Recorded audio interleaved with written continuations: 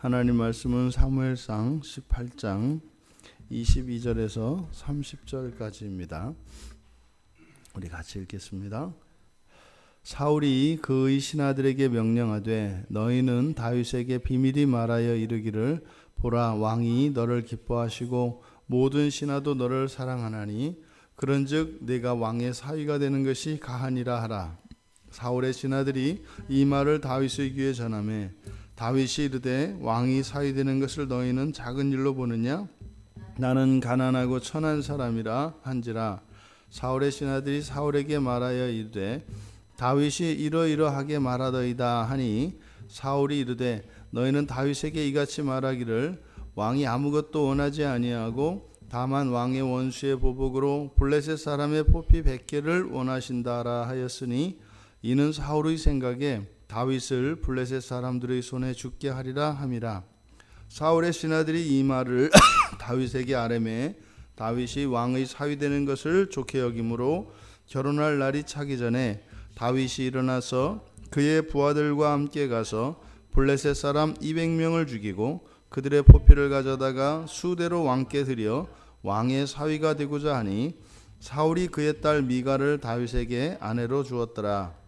여호와께서 다윗과 함께 계심을 사울이 보고 알았고 사울의 딸 미갈도 그를 사랑하므로 사울이 다윗을 더욱 두려워하여 평생에 다윗의 대적이 되니라.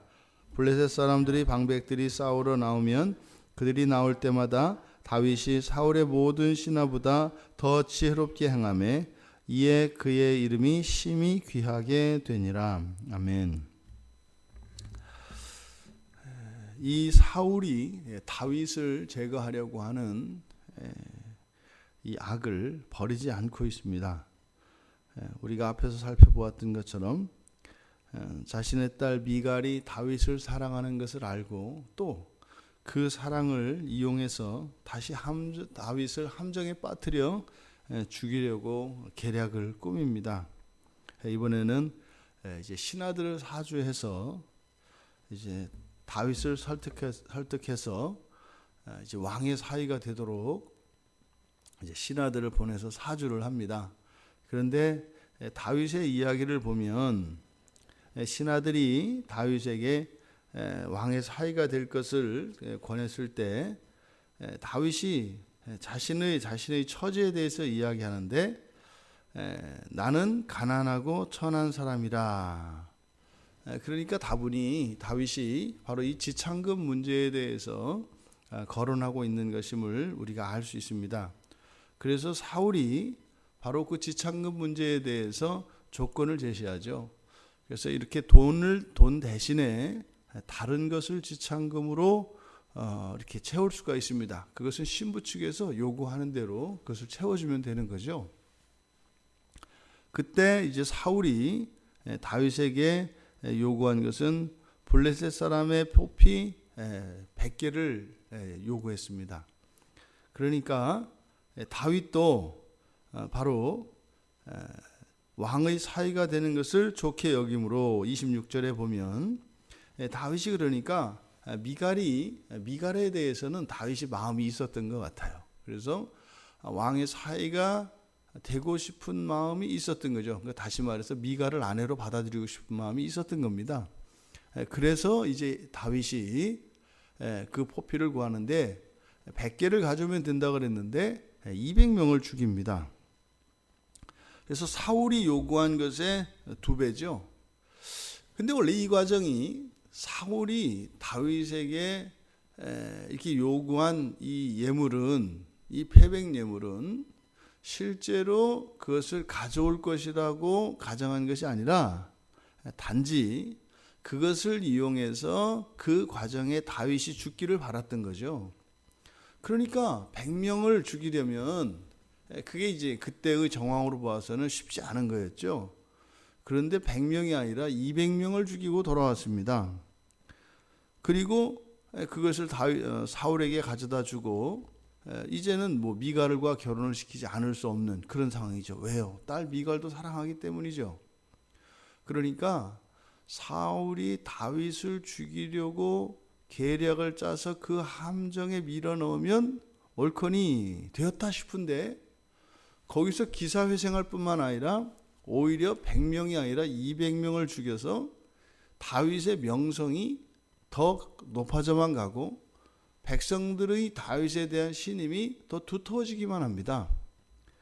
지금 사울이 이제는 더 이상 어찌할 수 없겠구나라고 하는 그것을 사울이 이제 깨달았다고 하는데, 여호와께서 다윗과 함께 하심을 보고 이제 알았다. 뭐를 알겠어요? 죽일 수 없다는 거죠. 도저히 어떻게 할 수가 없다는 거죠. 이제 게다가 이제는 더 어렵게 됐습니다. 왜요?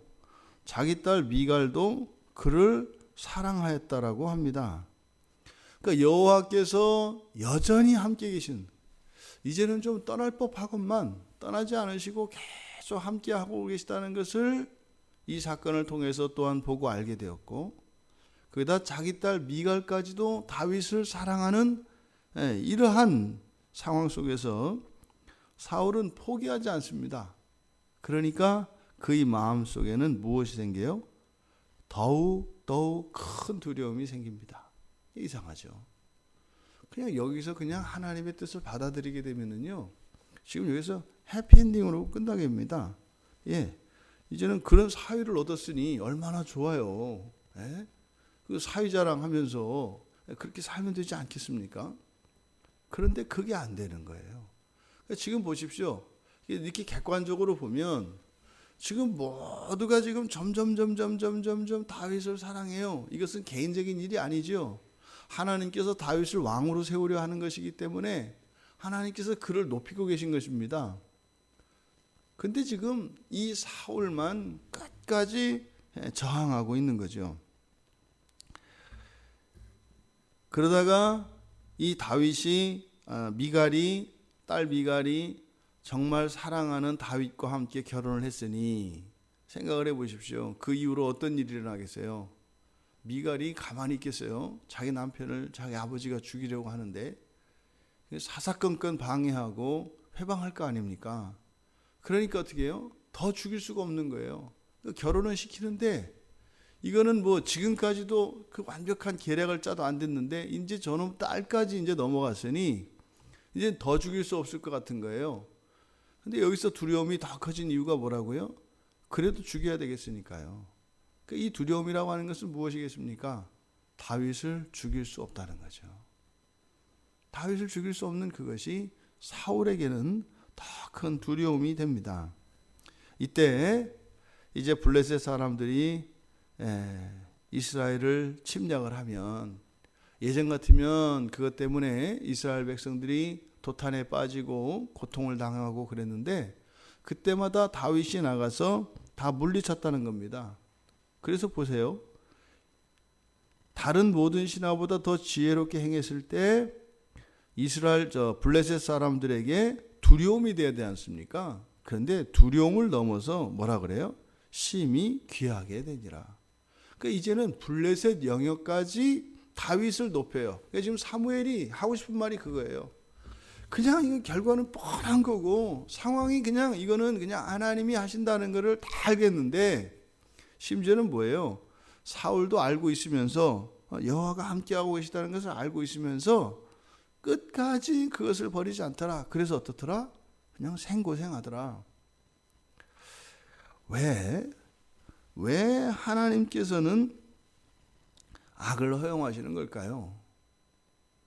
왜 이렇게 다윗을 세우시고 사울을 내리시는데, 이 과정에서 다윗은 왜 끊임없이 이렇게 위험 속에 처하도록 그냥 내버려 두시고, 그리고 이 못된 사울, 아니 뭐 자신의 딸의 뭐 온갖 뭐 미친 짓에 뭐 별의별 짓으로 지금 다윗을 죽이려고 하는 이 사울을 왜 내버려 둘까요? 이럴 때 우리는 안 계시는 하나님, 부당한 하나님, 이렇게 보이는 겁니다. 왜 이런 악을 허용하십니까? 지금 본문에서 우리들이 알 수 있는 것은, 첫째로 이러한 사울의 계략과 음모로 말미암아 어떤 일이 일어납니까? 점점 다윗의 명성이 더 커가고 있는 것을 보게 됩니다. 그러니까 1차적으로 이러한 악을 허용하시는 그 여호와 하나님의 그 뜻은 첫째로 하나님이 사랑하시는 그 하나님의 백성을 더욱 온전케 귀하게 하시도록 연단하시는 목적입니다. 그러니까 그것은 연단하는 목적이기 때문에 그것으로 넘어지지를 않아요. 위태 한데 넘어지지 않는다는 겁니다. 그게 연단을 목적으로 하기 때문에 그래요. 그래서 이렇게 위험을 넘길 때마다 오히려 다윗은 더욱 온전한 사람이 되어갑니다. 왜 그럴까요? 왜 그렇게 그런 식으로 다윗을 연단하시는 걸까요? 그것은 다윗의 미래를 준비시키시는 것입니다. 하나님의 백성은 하나님께서 그를 사용하셔서 온 세상을 다스리도록 하시기 때문에 하나님 백성들 한 사람 한 사람은 미래의 세계의 안위가 하나님 백성에게 달려 있습니다. 원하든 원하지 않든요. 그래서 장차 이제 다윗에 의해서 통치되어질 그 이스라엘 세계가 더욱 안정되고 번영하며 아주 강력한 국가가 되어서 그 백성들이 행복을 누리며 자유를 구가하며 살아갈 수 있도록 하나님께서 이 다윗을 온전한 왕으로 준비시켜 가고 계시는 것이죠. 그런데 아까 보십시오. 그 사울의 함정인데도 미갈에게 다윗의 마음이 흔들렸습니다. 이런저런 이유를 해서 사위가 되지 않겠습니다 하던 다윗이 그 미갈의 사랑, 자신을 사랑하는 그 미갈에게 마음이 흔들렸습니다. 여기서 사실은 이 과정에서 다윗의 마음과 다윗에 있는 약점들이 드러나죠. 이게 나중에 뭐가 돼요? 뒤에 가서 보니까 우리아의 아내를 범하는 그런 일들이 일어나지 않습니까? 그러니까 다윗은 다윗대로 단지 임무 그리고 그 주어진 위기 속에서 벗어나는 것뿐만 아니라 자신의 마음속에서 일어나는 이러한 죄의 현 주소를 깨달을 수 있어야 합니다. 그러니까 고난으로 온 그 사건 자체가 아니라 그 사건에 대응하는 내 마음의 변화, 그것을 통해서 내 안에 있는 그것들을 발견할 수 있어야 합니다. 그래서 정작 우리는 그 일어난 사건, 지금 다윗을 죽이려고 다윗이 어차피 이제 가서 블레셋 사람을 100명을 죽이고 그 포피를 베어와야 하는데 그 싸움은 하나님께서 연단하시기 위한 것이기 때문에 하나님께서 도와주실 것입니다. 이때 다윗이 싸워야 될 싸움은 무엇이에요? 이 과정에서 자기 안에서 드러나게 되는 그러한 죄악들을 발견하고 그 죄를 죽이는 내면의 싸움이 동반되어야 합니다. 그랬을 때 하나님께서 이 악을 허용하셔서 다윗을 더욱 존귀하게 연단하시려고 하는 그 선하신 뜻이 일어나는 겁니다. 그래야 훗날 다윗에게 왕조가 주어졌을 때 자기 자신도 그 부귀 영화를 하나님의 기뻐하시는 뜻 안에서 누리며 살아갈 수 있게 되는 겁니다. 그래서 신자들의 현자의 고난은 미래를 준비시키기 위한 하나님의 연단이라는 것입니다. 또 하나 두 번째로는 이 사울을 회개할 수 있도록 하시는 기회를 주시는 겁니다. 하나님이 택하신 다윗은 연단하여 더욱 존귀한 자로 세우고자 하는 것과 동시에 하나님의 뜻에 불순종하고 대적하고 있는 이 사울을 회개할 수 있도록 하나님께서는 기회를 주고 계시다 이 말입니다. 다윗이 연단받는 것, 다윗이 지금 이런 위험 속에 처하는 것 부당한 일입니다.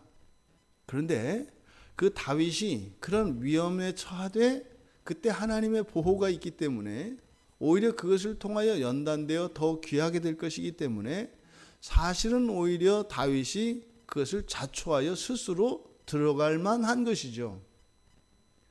그런데 다윗이 겪는 그 괴로움, 어려움으로 인하여 사울에게는 회개할 기회가 더 주어집니다. 만약에 다윗이 그 연단을 받지 않는다면 이제 사울에게 심판이 있을 겁니다. 그러니까 하나님이 악을 허용하시는 또 하나의 목적은 바로 죄인을 돌이켜 회개하고 돌이켜 하나님께 돌아올 수 있도록 하시기 위하여 시간을 연장시켜 주시는 것입니다. 이것을 통해서 하나님께서 이 세상에 있는 모든 사람을 동일하게 사랑하신다는 것을 우리가 발견하게 됩니다. 하나님이 택하셔서 기뻐하시고 왕으로 세울 다윗이나 지금 이렇게 앙탈을 부리며 하나님의 섭리에 도전하고 죄를 아주 간악하게 죄를 짓고 있는 사울에 대한 사랑이나 여전히 하나님은 동일하시다는 것을 바로 악을 허용하시는 이 일에서도 그 하나님의 사랑이 나타나고 있다 이 말입니다. 그래서 그리스도인 삶 속에 그리스도인들이 이 세상을 살아가며 나타나는 가장 큰 하나님의 영광은 바로 고난 중에 나타납니다. 예수 그리스도의 십자가가 가장 큰 영광이고 가장 큰 능력인 것처럼 우리 그리스도인들의 삶도 다르지 않은 것입니다. 그런데요, 그것은 고됩니다. 그리고 그것은요, 꺼리는 것입니다. 그래서 무한정 우리를 그렇게 십자가의 영광 속에 두거나 그런 능력 가운데 처하게 하지 않아요. 우리의 형편이 어떤지 하나님은 아시거든요. 그래서 오히려 이 고난의 때는 우리 그리스도인들이 이 세상을 살아가면서 그렇게 오랫동안 많이 겪을 수 있는 게 아닙니다. 영원한 것 같고 끝도 없을 것 같지만 그것은 시간이 정해진 것이고 분량에 있어서도 제한된 것입니다. 우리가 이 한 주간 고난 주간을 보내고 있습니다. 이런 고난이라는 것은 신자들에게는 악으로 말미암아 일어나는 일입니다. 그것을 허용하시는 이 하나님의 그 두 가지 그 목적을 깨달아 우리가 오히려 아직도 예수 그리스도 앞에서 온전하지 못한 이들의 회개의 기회를 주기 위하여 우리가 고난에 참여할 수 있는가? 그것이 의미가 있는 것인가? 스스로 자문해보고 또 나는 알지 못하는 지금과는 비교될 수 없는 더 나은 미래를 준비하고 계시는 그 하나님에 대한 믿음이 있는가? 이것을 살펴보아야 할 것입니다. 그랬을 때 현재 당면하고 있는 이런 악으로 인하여 일어나는 이러한 불행한 일들이 그것 자체에 우리들의 마음을 빼앗기는 것이 아니라 현재적으로 그 악인을 회개케 하시고 미래적으로 나의 더 나은 삶을 복되게 준비시키시는 그 하나님의 선하심을 의뢰하며 오늘 하루를 우리가 감사하며 지낼 수 있는 것입니다. 그 은혜와 복이 우리 모두에게 임하는 이 하루 되기를 주님의 이름으로 축원합니다. 하나님, 저희들이 이 세상을 살아갈 때 하나님께서 허용하시는 그 악으로 인하여 저희들이 고통을 당하며 저희들이 감당할 수 없어서 괴로울 때가 있습니다. 오늘 본문 말씀을 통하여 하나님께서 악을 허용하시는 그 두 가지의 목적을 깨닫게 되었사오니 저희들이 지금까지 살아오면서 겪었던 이 모든 악들로 인한 고난과 고통의 그 의미를 믿음의 눈으로 바라보게 하여 주셔서 저희들의 마음의 모든 짐을 내려놓게 하시고 오히려 고난 속에서 하나님의 은혜를 구하며 하나님의 선하심을 맛보아 알 수 있는 또한 저희들의 그 고난을 통하여 죄인들이 하나님 앞에 회개하고 돌아오는 이 놀라운 구원의 일들의 가치를 깨달아 고난 속에서도 하나님을 찬양하며 감사가 마르지 않는 저희들이 되게 하여 주시옵소서. 감사하며 예수님의 이름으로 기도드리옵나이다. 아멘.